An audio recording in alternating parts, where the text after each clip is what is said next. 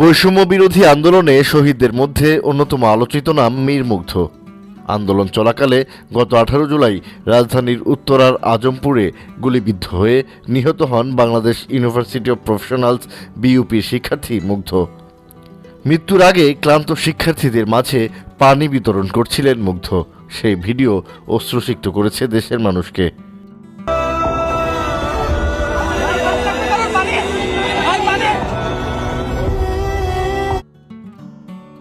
আবারও নতুন করে আলোচনায় মুগ্ধ।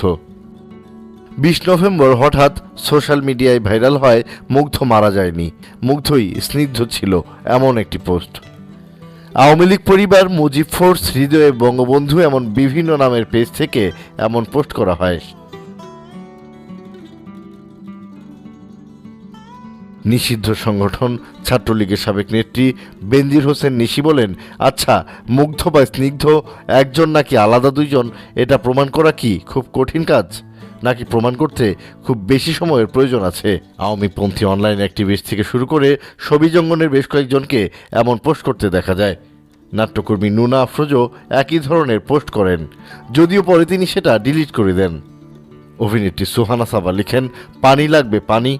তারপরে মুগ্ধকে কে কি করে মারলো, কই গুলি লাগলো, কোন হসপিটালে গেল, কোথায় দাফন করলো? ওর যমজ ভাই স্নিগ্ধ আর মুগ্ধর একসাথে ছবি, ভিডিও দেখতে চাই। ওদের মা ছেলের মৃত্যুর পরের দিন এত বড় একটা লেখা পোস্ট করলো, কিন্তু এখন আর তাকে দেখা যায় না কেন? যমজ ভাইয়ের মৃত্যু শোক ভুলে 3 মাসে কি করে স্নিগ্ধ হ্যাপিলি ইউরোপ ট্যুর করছে? আর এই ধরনের অসংখ্য পোস্টের কারণে নেটিজেনদের মাঝে কৌতূহলের সৃষ্টি হয়, কেন তারা এমনটা বলছেন। কি ঘটনা, একটা সুন্দর জিনিস দেখবেন, চলেন আপনাদেরকে দেখাই।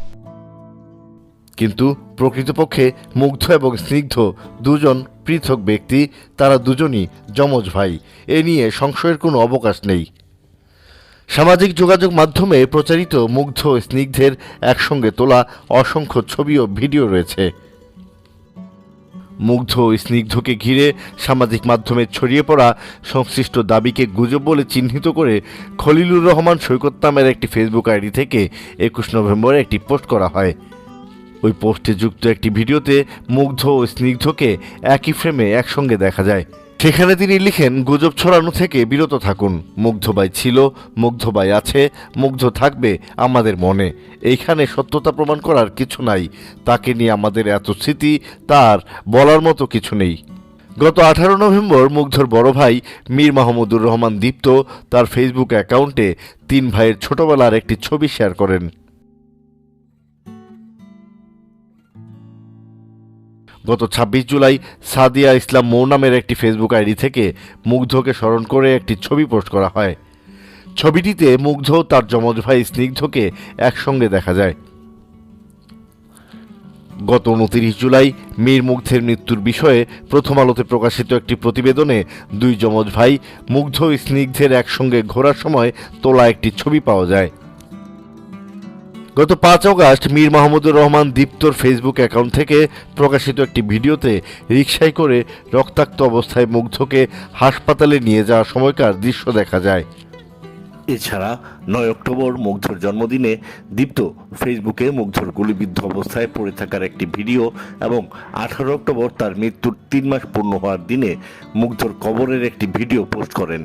এর আগে গত 18 জুলাই জাহিদুল ইসলাম শাওন নামের একটি ফেসবুক অ্যাকাউন্ট থেকে মুগ্ধকে বাংলাদেশের জাতীয় পতাকা ও স্কাউটের পতাকা দিয়ে আচ্ছাদিত অবস্থায় শায়িত করার সময়কার একটি ছবি পোস্ট করা হয়। সাম্প্রতিক সময় ছাড়াও 2018, 2022 এবং 2023 সালে ফেসবুকে প্রচারিত মুগ্ধ তার যমজ ভাই স্নিগ্ধের একত্রে তোলা বিভিন্ন ছবি পাওয়া যায়। সুইডেন প্রবাসী বাংলাদেশি প্রযোজক মাসুদ আখন্দ এক পোস্টে জানান, তিনি মুগ্ধের পরিবারকে খুব কাছ থেকে দেখেছেন। মুগ্ধ, স্নিগ্ধ ও দীপ্ত 3 ভাইয়ের চরিত্রের প্রশংসা করে তিনি লিখেন, এই চরিত্রে যারা কালিমা দিতে চাইছে তাদের নিয়ে বলার ভাষা নেই তার। এরা আয়নার সামনে দাঁড়িয়ে মুগ্ধকে লিখতে যেয়ে নিজের ক্ষুদ্রতাই দেখাচ্ছে সবাইকে। এছাড়া ডাক্তার আইজুদ্দিন নামের আওয়ামীপন্থী অনলাইন অ্যাক্টিভিস্ট ফেসবুকে স্বীকার করেন যে এই গুজবটি তিনি ইচ্ছাকৃতভাবে ছড়িয়েছেন। উল্লিখিত তথ্যসমূহ বিশ্লেষণ করলে স্পষ্ট হয় যে মীর মুগ্ধ ও মীর স্নিগ্ধ দুজন সম্পূর্ণ ভিন্ন ব্যক্তি এবং তারা যমজ ভাই। সুতরাং মুগ্ধ এবং স্নিগ্ধ আসলে একই ব্যক্তি এবং মুগ্ধ নামে কেউ ছিল না, এমন দাবিটি ভিত্তিহীন ও সম্পূর্ণ মিথ্যা। এ শহর কাঁদে, মানুষ মরে।